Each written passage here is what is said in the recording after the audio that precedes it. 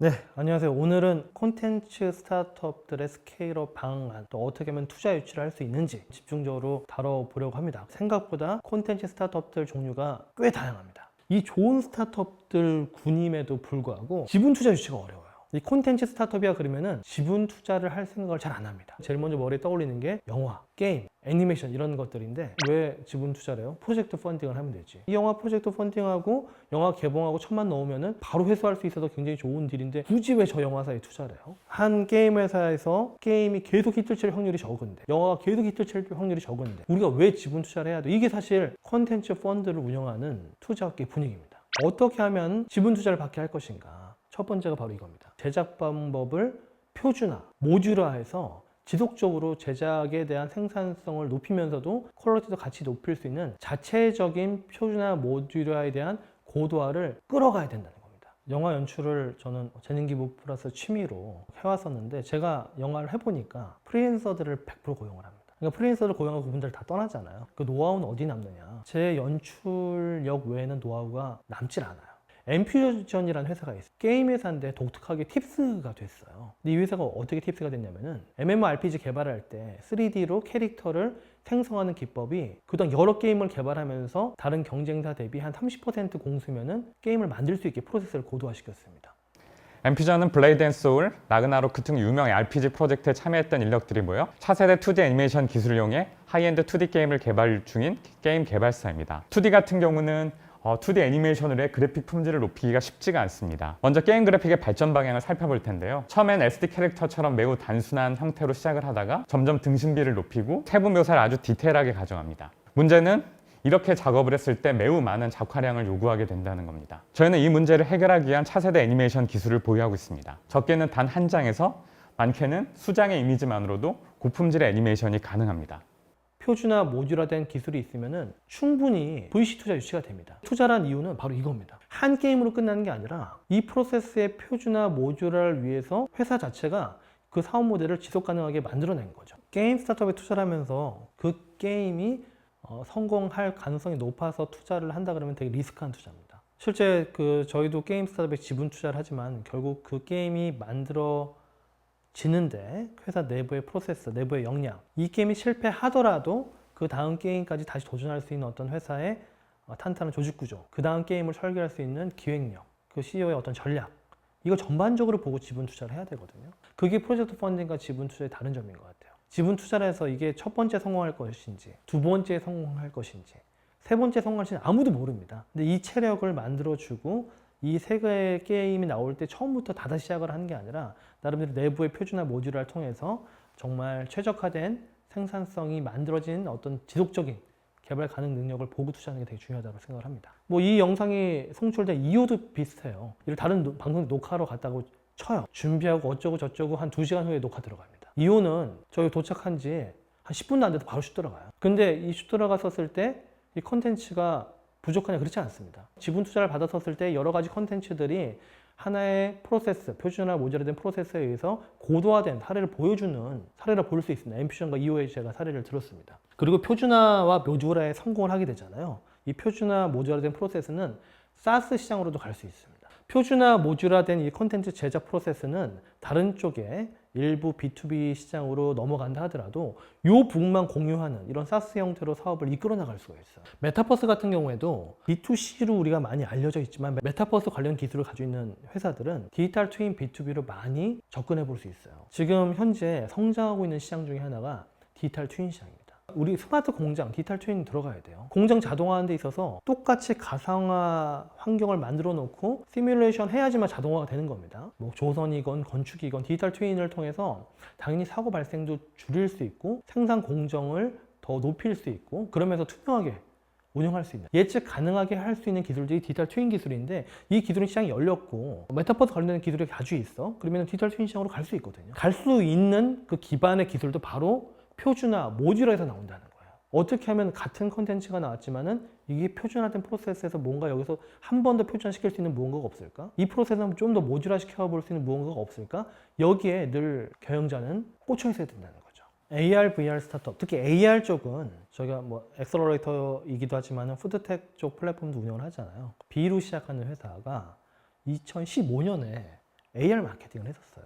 그러니까 어떤 마케팅이었냐면은 지나가다 그 회사 간판을 보면은 쿠폰이 뜨는 겁니다. 그 회사 로고가 들어오면 쿠폰이 이게 떠요. 처음에 들었을 때 굉장히 핫했어요. 그래서 너도 나도 막 하겠다라고 했는데 사람들이 썼을까요? 사람들이 괜히 지나가다가 카메라를 켜고 그 간판을 이렇게 볼까요? 그럼 마케팅의 시작은 사람들의 행동 패턴, 사람들의 어떤 습관을 분석을 하면서 시작을 하는데, 아니 그쪽에 전혀 사람들이 뭐 습관도 형성되어 있지가 않고 또 굳이 거기서 어떤 뭔가 찍을 만한 모티브가 나오지 않는 상태에서 이런 AR 마케팅이 굉장히 그냥 그 무작위적으로 막 나왔어요.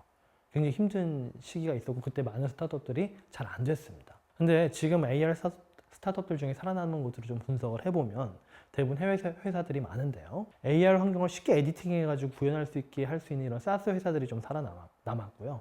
그리고 대부분 살아남은 업체들은 AR 기반의 교육 회사들입니다. 가령 AR 같은 경우는 산업 현장에서 이런 기기들을 작동을 하는 데 있어서 사람들이 실제 대면 교육을 많이 하는데 그 대면 교육의 시간을 많이 줄여줬다.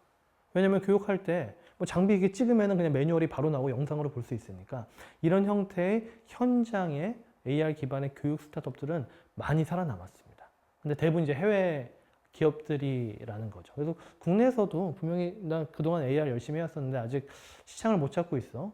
저는 이 사스 쪽으로 산업 현장에 뭔가 교육 솔루션 쪽으로 도전해 보시면 시장이 있다고 생각합니다. 콘텐츠 스타트업들이 벤치마킹 해볼 만한 이런 수익화 사례를 좀 더 들어보자면은 저희가 뭐 2014년 초에 투자했었던 쿠켓이라는 회사도 생각을 해볼 만합니다. 쿠켓은 당시 저희가 어떻게 불렀냐면은 미디어 커머스, 푸드 미디어 커머스 기업이다. 과연 콘텐츠가 커머스로 넘어가는 게 쉬울까? 그렇지가 않습니다. 쿠켓이 처음에 뭐 페이스북에서 시작을 하고 또 많은 영상들을 기반으로 해가지고 이제 팔면 돼, 이제 팔면 돼. 이런 얘기를 하면서 처음에 커머스를 시도했는데 처음엔 잘 안 됐어요. 이게 쌓이다가 어떤 모멘텀에서 실제 커머스로 넘어가기 시작했거든요. 커머스의 본질은 또 이런 미디어와는 약간 다릅니다. 커머스는 이 상품력도 필요하고 이 커머스에서 보여준 제품이 세상에 없었던 되게 특이한 상품 일 때 보통 모멘텀이 생겨요.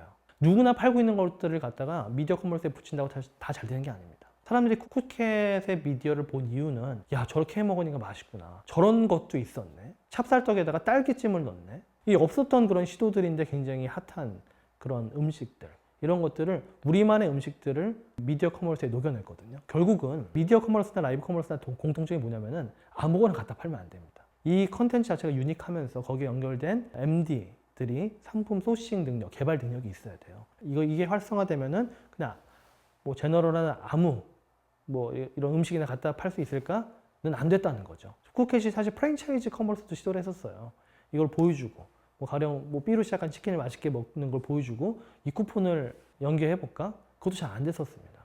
결국 그들만의 제품, 이 미디어 커머스의 색깔대로 갔었을 때 잘 될 것이거든요. 이런 콘텐츠가 커머스화 될 때는 특정화된 어떤 타겟 시장을 정의하고 들어가는 게 더 유리한 것 같습니다. 그래서 이 콘텐츠 기업들이 뭔가 만약에 내가 콘텐츠를 기반으로 해서 미디어 커머스나 라이브 커머스에 만약에 내가 도전장을 내고 싶다라고 하면은 유니크한 포인트를 찾아야 됩니다. 그러니까 보통 우리가 이 MD들이 전선을 넓혀가지고 여기저기 소싱을 하려고 하는데 그거보다는 굉장히 특화된 마켓에 구하기 좀 어렵지만은 트렌디하거나 사람들이 필요로 한 이런 제품들을 하나하나 경험치를 쌓아나가면서 자기들의 색깔을 만들어내는 게 되게 중요합니다. 콘텐츠 스타트업들은 사업 계획만 가지고는 안 됩니다. 뭘 일단 하나 만들어 봐야 돼요. 그러니까 투자를 못 받는 첫 번째 공통점은 아직 안 만들고 계획만 가지고 트라이하는 겁니다. 근데 저는 제 영화 5편 다 제 사비로 만들었거든요. 이 콘텐츠 스타트업들은 일단은 자기 사비로 콘텐츠를 만들어 봐야 돼요. 그리고 첫 번째 투자의 모멘텀은 첫 번째 자기 사비로 만든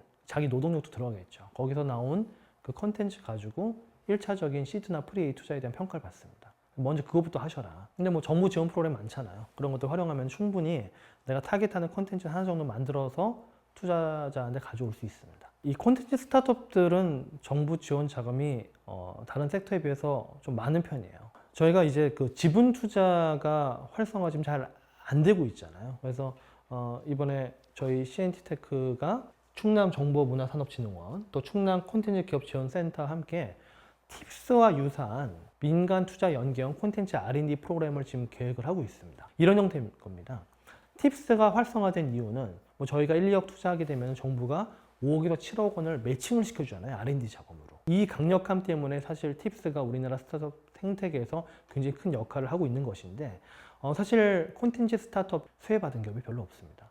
이번에 다행히 이 충남정보문화산업진흥원에서 이 뜻을 같이 하면서 관련된 펀드를 같이 만들었고 이 펀드는 1억 원을 투자하게 되면은 콘텐츠 개발 R&D 자금을 1년에 3억입니다. 큰 기대를 하고 있고요. 이미 자체 펀드가 만들어져서 한 3개 기업 정도 투자를 1억씩 하고 또 R&D 지원을 1년에 3억 정도 해주게 되면 그 차후 지원이 또 있습니다.